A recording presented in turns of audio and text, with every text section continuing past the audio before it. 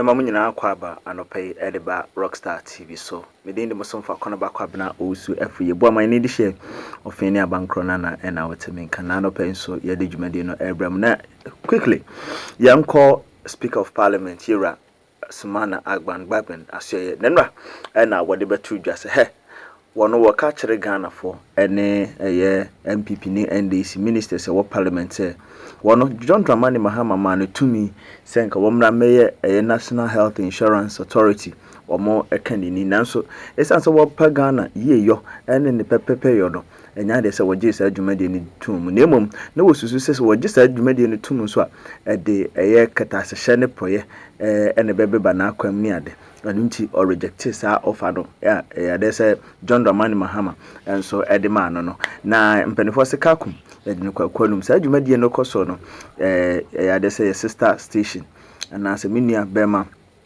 a ye friend no ene ono so eye na dwuma Metro TV wono so Paul Adomochi enso efa bia wode eba enso abekire nene yenko ne yenko enema Speaker of Parliament Sumana Bagbin ede atudwa. Sumano Kingsford Bagbin says that he has turned down a board chairmanship that was offered to him by John Dramani Mahama. Let's see the video of what the speaker said. And then we'll come and I will deal with these analysis in some small detail. Let's have a look at the video. Let's look at the concept in the Constitution. I listened to the minority leader. Let's look at the concept in the Constitution, where it is Parliament that exercises oversight over all those boards, public boards, and the same members of Parliament go to sit there and then report back to the House, come and participate, and then oversee what they have done over there. The principle of the law is clear. What is not specifically prohibited by the law is permitted by the law. But when it's specifically prohibited by the law, it's caught within that prohibition. And so, I, for example, as majority leader in 2009, when I was offered the position to be Minister for Parliamentary Affairs, I rejected it because I could not subsume the authority of a majority leader, the leader of the House, as a minister to be under the dictates and directive of the executive. So I have always argued against the majority leader, leader of the House, being a minister of state. People disagreed with me, and they continued. Today, I was offered to be chair of the National Health Insurance Authority, as you all know. Speaker's chair it. I rejected it because I think it's not proper to go and chair the board, submit reports under the supervision of a minister. The speaker is now under a minister, and the report will come to the House, and the House will now be presided over by the minister, the speaker. And I said no. I rejected it. But that's what used to happen. Some of you don't know. That is not proper. You cannot go and chair the boards, the corporations, work over there, submit reports through the minister. The minister submits the report to Parliament. Then you come and preside over those reports and approve or disapprove. Please, issues of conflict of interest, prejudice arise.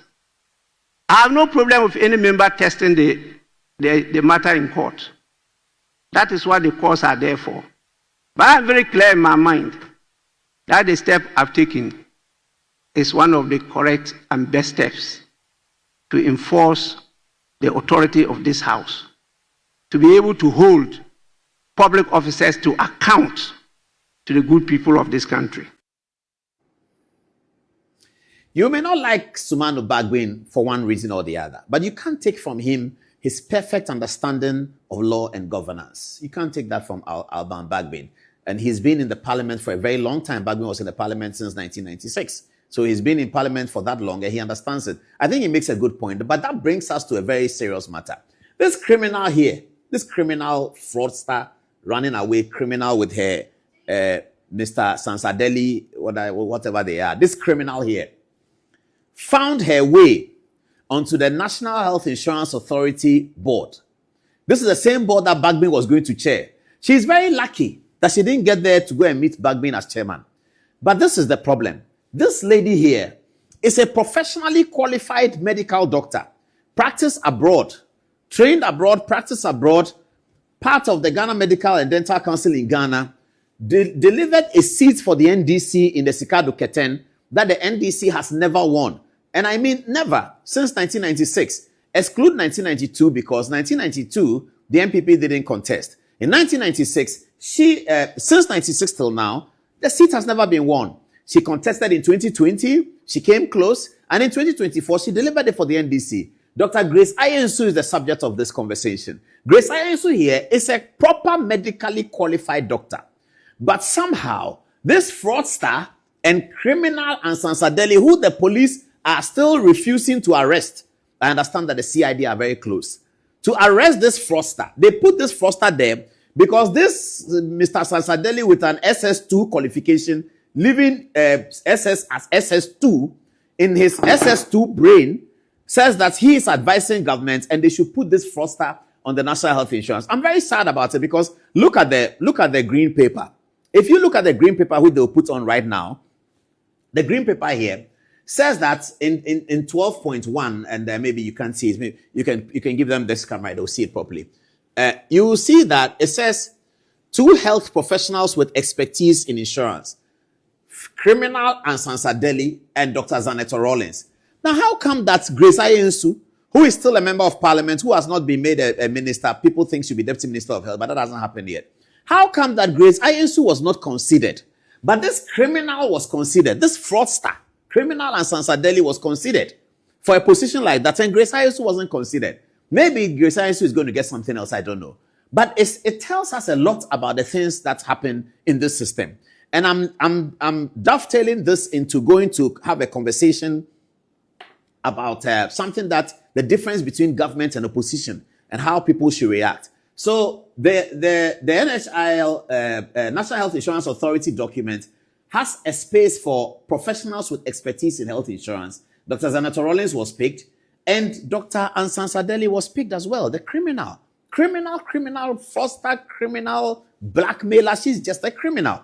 This SS2 boy, who didn't continue because his grade point average was bad, not that he can pay for it, he can pay for it. And since then, he has not taken the opportunity after becoming an adult to read anything and get some brain in his head. And he just comes on TV to insult people. This criminal here, Mr. Sansadeli, who claimed and bragged that he's the reason why they put Ansan Sadeli there, this fraudster, to do business. Let's have the photograph of Grace Ayensu and the fraudster again. And I think that we should be looking at these things, and it's not partisan, it's not NDC or MPP. Grace Ayensu is a member of the NDC, but you can't take away the fact that she's a great doctor. Not great because she has operated on me before, great because of her pedigree. You can check her pedigree, you see it. And she is NDC, she's actually in green.